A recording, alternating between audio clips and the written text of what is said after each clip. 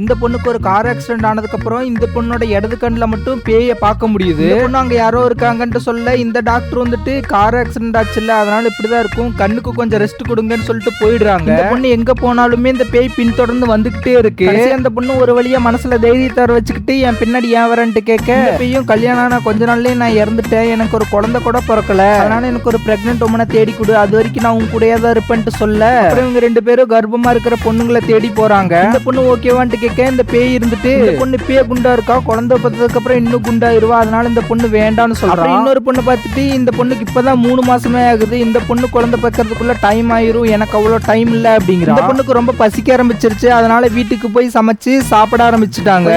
இந்த பொண்ணு வந்துட்டு ஆபீஸுக்கு போயிட, பொண்ணோட பாஸ் பாத்தீங்கன்னா இந்த பொண்ணு பக்கத்துலயே வந்து என்ன ஷாம்பு போடுற நல்லா ஸ்மெல் அடிக்குது அப்படின்ட்டு சொல்ல, அதுக்கு இந்த பொண்ணு ஒழுங்கா மரியாதையா நடந்துக்கோங்கன்ட்டு சொல்றா. இன்னைக்கு ஆபீஸ்ல யாருமே வரல, கடவுள் நினைச்சா கூட உன்னை காப்பாத்த முடியாதுன்னு இந்த பொண்ணு கிட்ட சொல்ல, இந்த பேய் இவரோட காலை பிடிச்சிட்டு கடவுள் நினைச்சாதானே காப்பாத்த முடியும், நான் பேய் நான் நினைச்சா காப்பாத்தலாம்ல அப்படின்னு சொல்லிட்டு இவர் துரத்த ஆரம்பிச்சிருது. இவரும் பயத்துல ஃபேண்ட்டை ஈரம் பண்ணிடுறாரு. ஸ்டோரி எப்படி இருக்குன்னு ஒரு கமெண்ட் பண்ணிட்டு அப்படியே இந்த வீடியோக்கு லைக் பண்ற நம்ம சேனலை ஒரு சப்ஸ்கிரைப் பண்ணிக்கோங்க ஃப்ரெண்ட்ஸ். By by.